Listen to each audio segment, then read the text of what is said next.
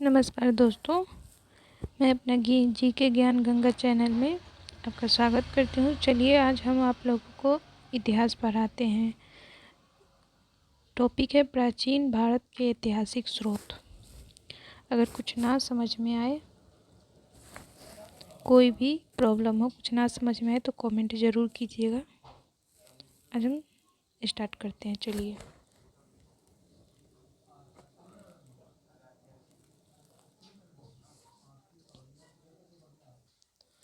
किसी व्यक्ति, समाज अथवा देश से संबंधित महत्वपूर्ण यहाँ पे देखिए, विशिष्ट व सार्वजनिक क्षेत्र के घटनाओं, तथ्यों आदि के कालक्रमिक विवरण इतिहास कहलाते हैं।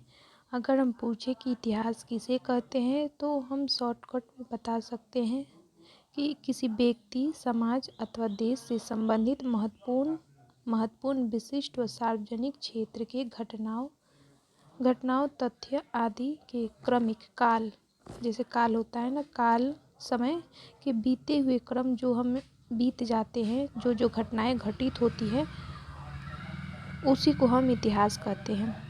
इतिहास का पिता, 1 मिनट। इतिहास का पिता किसे कहा जाता है? तो हेरोडोटस को इतिहास का पिता कहा जाता है।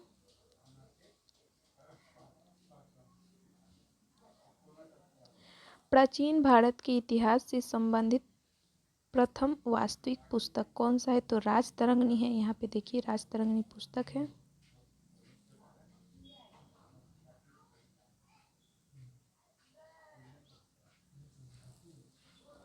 राजतरंगिणी कलहन के द्वारा लिखा हुआ ये पुस्तक है। इसमें जम्मू कश्मीर के इतिहास के बारे में काफ़ी ज़्यादा विवरण मिलता है इसमें। चलिए आगे देखते हैं अगला क्वेश्चन। जैसे उत्कीर्ण चिन्ह वाले प्राचीनतम सिक्के क्या कहलाते हैं?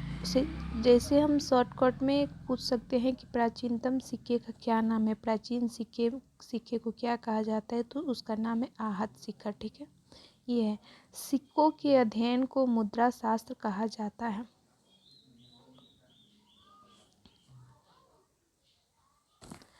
भारत में प्रागैतिहासिक खोज प्रारंभ करने का श्रेय किसे जाता है? किसने स्टार्ट किया कि इतिहास की खोज में प्रागैतिहासिक, जैसे इतिहास को कई कालखंडों में बांटा गया है, जो कि हम आगे आप लोगों को बताएंगे। उसमें बोला गया है कि भारत की प्रागैतिहासिक काल जो था उसका खोज किसने किया? तो प्रारंभ में सबसे पहले किसने किया? डॉक्टर प्राइमरोज एक इतिहासकार थे, उसी ने खोजे हुए थे। आप लोग बताइएगा जरूर कि कैसे। 1 मिनट, जल्दी से पेन ही नहीं निकल रहा है। देखिए, भारतीय प्रागैतिहासिक अध्ययन से संबंधित प्रागैतिहासिक अध्ययन से जो प्री-हिस्टोरिका इंडिया किसकी कृति है? तो स्टूट पिगट भी एक इतिहासकार है, उन्हीं की कृति है, लिखा गया है, ये पुस्तक है, उन्हीं के द्वारा लिखा गया है। चीनी यात्रियों ने अपनी यात्रा वृत्तांत में भारत के लिए किस शब्द का प्रयोग किया है? चीनी यात्री जो थे अपनी यात्रा वृत्तांत में भारत को क्या शब्द से बताए थे? तो इन तूत शब्द से बताए थे। उत्कीर्ण लेखों के अध्ययन को क्या कहा जाता है? उत्कीर्ण लेख किसे कहते हैं? सबसे पहले हम आप लोगों को बताते हैं कि पत्थर पे जो लिखे जाते हैं, पत्थर पे या फिर हम कोई धातु के पात्र पे जो लिखे जाते हैं उसे ही अभिलेख शास्त्र कहा जाता है। उसी को उत्कीर्ण का मतलब वही होता है कि हम कोई पत्थर या फिर कोई कठोर वस्तु या फिर कुछ भी, जैसे धातु, उस पर हम अगर कुछ लिख देते हैं, उसी को उत्कीर्ण लेख कहा जाता है। और उसी का अध्ययन किया जाता है, जिसे अभिलेख शास्त्र कहा जाता है।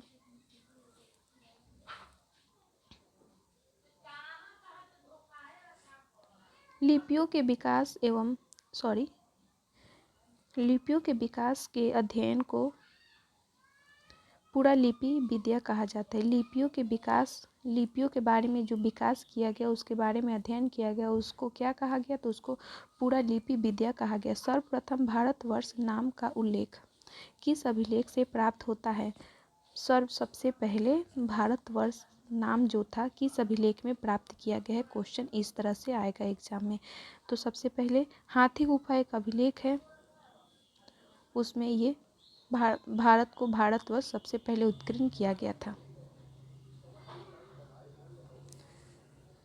प्राचीन भारत का प्राचीन भारत का सर्वप्रथम सुनियोजित इतिहास किसने तैयार किया था? सुनियोजित का मतलब क्या होता है?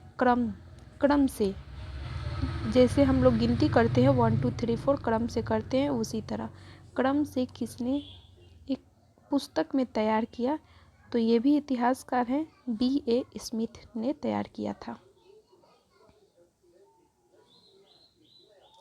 चलिए अब यहाँ पे आया कालक्रम, उसके बारे में हम बताते हैं।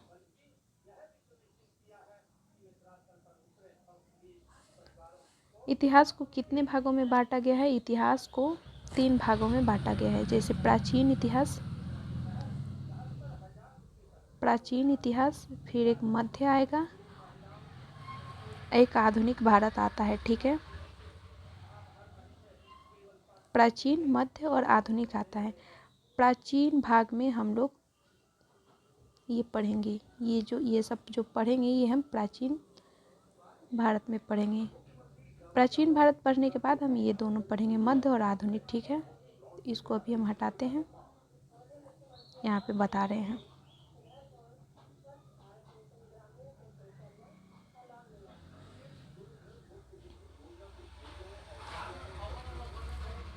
प्राग ऐतिहासिक काल जिसे प्री हिस्टोरिक पीरियड कहा जाता है, अर्ध ऐतिहासिक काल जिसे प्रोटो हिस्टोरिक पीरियड कहा जाता है। और एक यहाँ पे है ऐतिहासिक काल जिसे हिस्टोरिकल पीरियड कहा जाता है। प्राग ऐतिहासिक काल में ही मानव की उत्पत्ति से लेके 3000 ईसा पूर्व तक 3000 ईसा पूर्व तक प्राग ऐतिहासिक काल कहा जाता है। अर्ध ऐतिहासिक को 3000 से लेके 600 ईसा पूर्व तक को कहा जाता है। और ऐतिहासिक काल का समय क्या है? तो 600 ईसा पूर्व से आगे तक के इतिहास को हम ऐतिहासिक काल कहते हैं। पुरातात्विक साक्ष्य यहाँ पे देखिए, पुरातात्विक साक्ष्य अध्ययन, एक मिनट पेन ले लेती हूँ। पुरातात्विक साक्ष्य अध्ययन का एकमात्र स्रोत क्योंकि लिखित साक्ष्य उपलब्ध नहीं थे। इस समय क्या हुआ था कि प्राग ऐतिहासिक काल था। इस समय हम लोगों को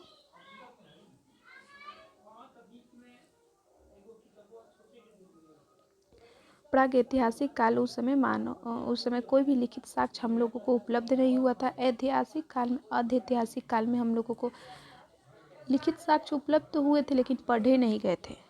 और ऐतिहासिक काल में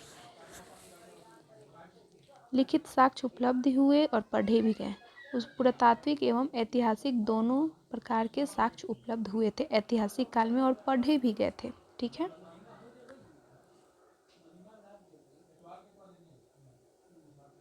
चलिए तो आगे देखते हैं।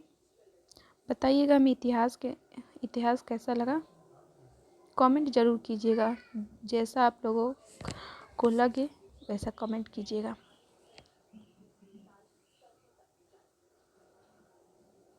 जल्दी करती हूँ, काफ़ी ज़्यादा लंबा वीडियो हो जाएगा। प्राचीन भारतीय इतिहास को जानने के लिए किस स्रोत का प्रयोग किया गया? हम इतिहास को जानने के लिए क्या पढ़ते हैं? तो हम इतिहास को जानने के लिए हमें धार्मिक ग्रंथ,